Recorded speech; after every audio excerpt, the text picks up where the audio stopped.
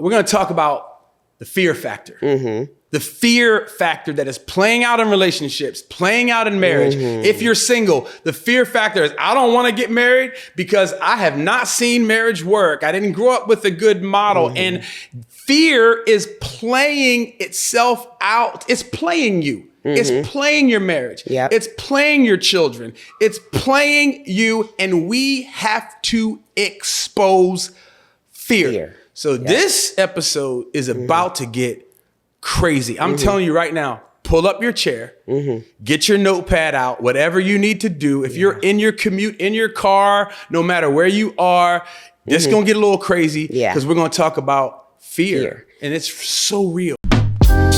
What is going on, everybody? Jimmy and Irene, and we're back. Yes, we are back. Here we go. 2 equals 1. Equally crazy? Equally committed. Are you committed? I'm committed. Equally committed. Yeah. I can't be more committed than you. You can't be more committed than me. Equally committed.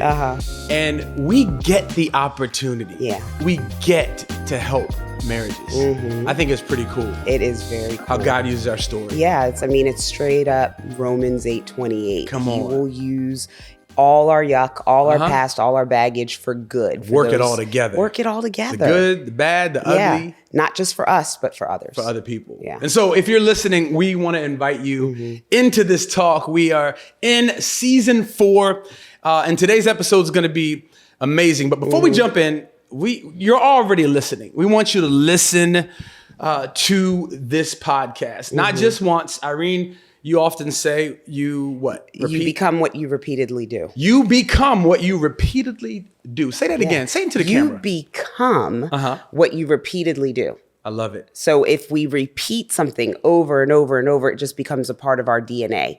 You know, you may not have grown up or with certain habits or models, but you know, I came into our marriage with no tools at all. But no, you was jacked up. I became aware of tools and then practiced them, and then they became part of us. And it's not even about perfection. No. I think too many people, focus on the perfecting something, and when they mess up, they're like, "Oh, throw the baby out with the bathwater." It's over. I want a divorce. Catastrophize. Come like on, everything's over. Yeah, but the reality is the fact that you're listening to a marriage podcast is saying that you're willing to work on your marriage. So kudos to you. It's about progress over perfection any day. And if you are by yourself and you're like, man, my husband won't listen, or he won't go to counseling, or my wife has already decided. We used to play this game when we were younger called Follow the Leader, right? And sometimes you just got to lead and be an example and invite them along the journey, not push them. And I know people got crazy situations. You remember crazy situation? We just want to encourage you that we are living, breathing proof that God can work all things together in his time. And so we want you to listen. We want you to subscribe, like put a reminder that I need to work on my marriage every day. I need to work on my marriage once a week, and then share. You cannot do marriage alone. And that's what this is all about. And our ministry is about progress over perfection. Jimmy and I are not marriage counselors. No. We are educators and coaches. So we want to go on this journey with you. And if you sign up to be coached by us, you actually get us live. And we get to work through content. So you're not just hearing it in the sense of a teaching, but you get to be a part of the dialogue about it. Absolutely. Yeah. The coaching, it's couples from all over the world. It's fun, man. Everyone is dealing with marriage junk. Yeah. And no one ever arrives. It's crazy. Yeah. Last year when we were in our coaching sessions, wasn't it so cool that we had couples that had been married for over 40 years? 40 years. Yeah. 2 years. Yeah. 0 years. Hadn't been married yet. Single people were on there. They were like, I need to find out what this stuff is all about. People who had been divorced who wanted to join because they were like, okay, I want to get married again. Wow. And they wanted to learn. Wow. So I thought that was pretty cool. Well, marriage taboo. Yep. That's what this season is all about. What are the things that you should be talking about that you haven't been talking about? And because what you fail to confront, it can't get covered. We don't grow from it. We can't get better from it. So we're exposing some things in this season. We've been talking about, just because you got married, it didn't mean that other people became less attractive. Yes, right. How do you, deal with, this, sexual culture and attraction to your spouse and staying faithful and your eyes being focused on this dad bod, when there's, I love your dad come bod. on, when there's abs walking all around. Yeah. And so, but some realities, but people don't want to talk about it. So we avoid it. And then that's how secrets develop. Then, because your marriage will always be as sick as your secrets. And so we finish each other's sentences. We do all the time. We're going to expose this topic. Yeah. We're going to talk about the fear factor. The fear factor that is playing out in relationships, playing out in marriage. If you're single, the fear factor is, I don't want to get married because I have not seen marriage work. I didn't grow up with a good model. And fear is playing itself out. It's playing you. It's playing your marriage. It's playing your children. It's playing you. And we have to expose fear. So this episode is about to get crazy. I'm telling you right now, pull up your chair, get your notepad out, whatever you need to do. If you're in your commute, in your car, no matter where you are, this is going to get a little crazy because we're going to talk about fear. And it's so real. Yeah. Fear is an emotion, right? It's super painful. Okay. We feel it internally. It's when we believe that there's a threat. Right? Something's dangerous.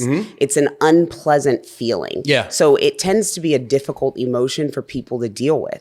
But here's the deal. We are going to raise your emotional IQ today. Okay. Yep. Emotional IQ. Emotional intelligence. You can grow in it at any time. Yep. EQ is your emotional quotient. And here's the deal. The more aware you are of your emotions, the more successful you'll be at managing them. When you become aware of your spouse's emotions and you understand how to navigate helping them manage their emotions and your reaction to their emotions. Come on. This is emotional intelligence. It's so important to marriage. And fear is one of the many emotions that God created, right? God created these emotions to be indicators for us to do something, call us to action.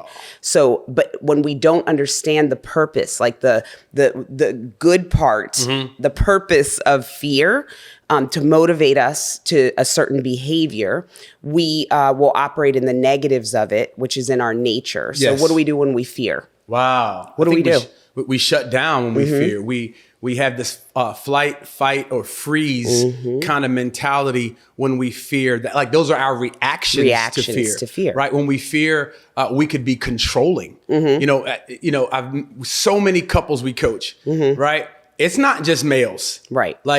Some of y'all females be controlling too. Absolutely. Especially y'all that have been single a long time. That's a whole nother episode.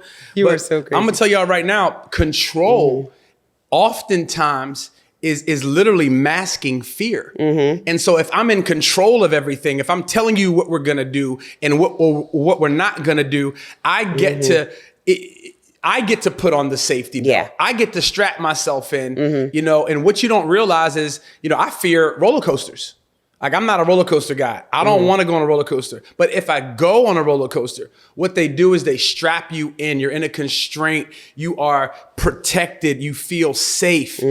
That's what marriage is supposed to be. Not that you don't have fear. But when you expose your fears and actually talk about them and don't let them be marriage taboo, your spouse gets to strap you in. Your spouse on this crazy roller coaster of marriage, they get to constrain you in a very safe, protecting way. But if you don't talk about your fears, they don't know how to provide a safe place for you. And here's the thing. It's so interesting because fear can show up loud controlling or quiet controlling. So you were more loud with your control, right? I feel attacked, but that's okay. But direct in terms of like you said, I want this. You were vocal and assertive about what you wanted, how you needed things done. You will take control. It's not all bad. No. You will take control of a situation and things like that. Mine was, I remember being at a point where I realized that my behavior behaviors were fear-based. Yeah. So caring for my kids, my controlling nature with them, like it had to be done my way or the highway, was really an indication of my fear that something was going to happen to my kids if I didn't do it that way. So then when you start to dig deeper, I mean, my goodness, that's me not trusting God. Wow. And then if I'm not trusting God, I'm not going to trust you with my babies, my most prized possessions. Wow. So good. You know what I mean? So it's like control, it's fear-based, but sometimes it's more, I have to have my way. But I think where I'm going is more so like fear may be the underlying emotion to something else that we see externally or that is communicated externally. Well, I'm so glad you did that, because I was like, okay, you're setting me up for this, because I feel like a lot of people, there's two, to me, reasons that we have fear, like main reasons. There's many, but one of this is what we've experienced in the past. Yep. Like if you've been in a past relationship, if you have been disappointed in a past relationship, if you were hurt in a past relationship, if you, growing up, maybe it's even your family of origin and you saw, dysfunction and you experienced dysfunction, or you were a product of marriage dysfunction. It is often, normal, if you will. It's abnormal, but it's like abnormally normal to have fear in your relationship. So you took the step, you got married, you took the step, but that fear from your childhood is still playing out. There. That fear from the past relationship that disappointed you is still playing out. And it's just not like relationships. It could be family relationships. Yeah. It could be like, I don't want that. So it's what we've experienced, or it's what we haven't experienced. Yes. Like maybe you didn't get something. Maybe you were relationally malnutritioned, right? And like starved from affection and starved nurturing from being like nurtured. That. And you don't want to even expect it anymore. And you don't realize that that's fear. Yeah. And Jimmy, there's this whole attachment theory that I could talk about for days, right? Attachment theory, it's about our early caretakers and the imprint they leave on us. Wow. And we carry that into adulthood. So if our early caretakers, whether adopted, foster, biological parents, step, whatever it is, but whoever was taking care of us, if it was a less than nurturing experience, if it was abusive, if it was there was no affection, we grow up having insecure attachments. Wow. So we go into our marriages with some type of attachment style. Yeah. So the thought is, okay, you're either you have attachment in you're avoidant. Maybe you're the wave, depending on which study you're doing. So I'm not going to get into the details of that right now. But we all this is good. Avoidant. We're the wave. Like I want you today, but I don't want you tomorrow. That was like, me. Yep. Yeah. Or completely detached. Yeah. Right. There are all these different types of styles, and we are trying to get to secure attachment with our spouse. That's the goal. Because that security is like that seatbelt on the roller coaster. Exactly. That security is like that, sign that says, hey, we will cover you up to this. Those instructions that says, hey, if you do this, this, and this, we got you. If something happens, it's our fault. But you have to do these things. You have to trust. You have to let me in. You have to talk about it. You have to be self-aware. Come on. Because that's part of emotional intelligence. Absolutely. If I'm not aware of, I'm experiencing fear right now. Wow. Where is it coming from? Oh my gosh. This happened. My dad was absent in my childhood. I'm, making this up, right? Yeah. So if my dad is absent in my childhood, so perhaps you're talking to someone who's listening. Yeah, a listener. If your dad is if your dad was absent, then perhaps you might expect something out of your spouse, or your spouse may trigger you. Yeah. And it has nothing to do with your spouse. It has everything to do with your daddy issues, for lack of a better word. So if we deal with that, here's what I hear imagine? You saying.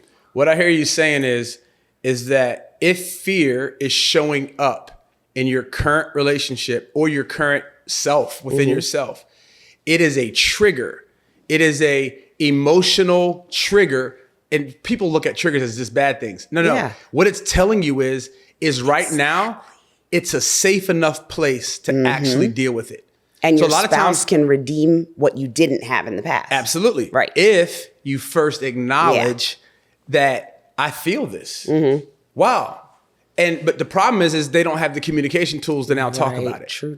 And that's why we're doing coaching. That's why we're doing this is why we want to walk with you, throughout this journey of marriage. And it's not, if you experience something for 15 years, it's not going to take 15 sessions to fix it. No. It's 15 years. It's not going to take 15 minutes to fix it. Right. So this is not to fix it. This is to get you to, acknowledge, oh crap, I got something going on.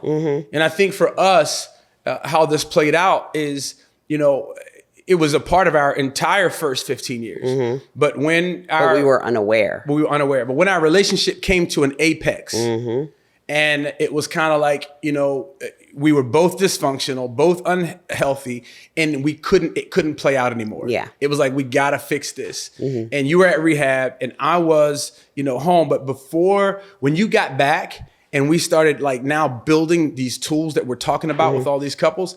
I remember just this thing in counseling that she said, it was kind of annoying at the time. I was kind of frustrated. I was like, I'm paying for you to not make me cry. I don't want to cry. I don't want to be paying for you to cry. I'm paying you to make me cry. I don't want to do that. And she said this, if you don't expose your fear to Irene, how is she going to care for it? And I was like, wow. Because right now, to her, it's control. But if you say, I fear being out of control, when you're controlling, she won't take it personally.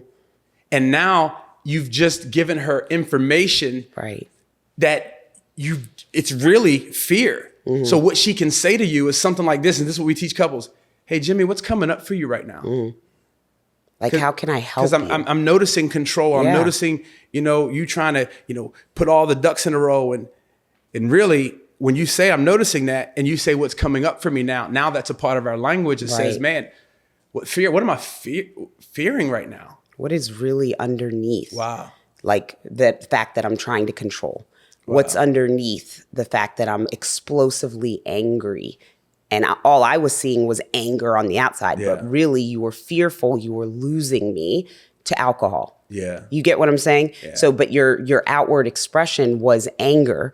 And it took I get not having the tools. Sometimes certain conversations have to happen within the presence of a mediator or a counselor or whatever, someone who knows what they're doing and they're unbiased, because just unpacking the fear is scary.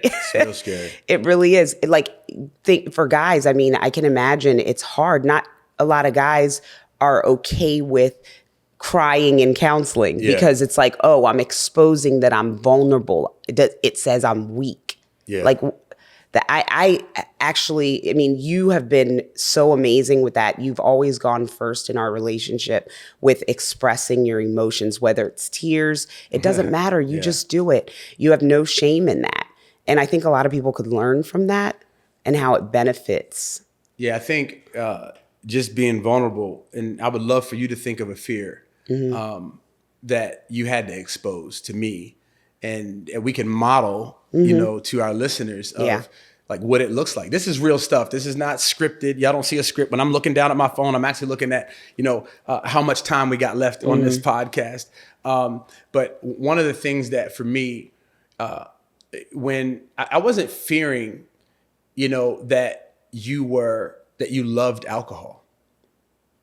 My greatest fear during that time was that you didn't love me. And with feeling, rejected in my, teenage years, in my college years, and relationships not working out, I'm the guy that everyone likes. I'm the guy that, brightens up a room, and to walk and to be in a relationship that, man, I'm not her favorite. I don't know if I'm loved.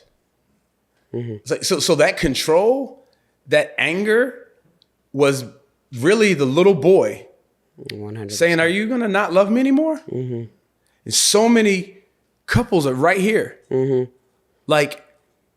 now to cover up that emotion of that vulnerability, Yeah. I'm going to be vicious. Because I'm not going to let someone hurt me because again. I'm actually fearful of being hurt. Yeah. Yeah. And my craziness, babe, I would have rathered our divorce be my fault. So I could control what people saw. Wow. Not that you didn't love me. No, I didn't love you. It was like manipulating my emotions to not have to touch it.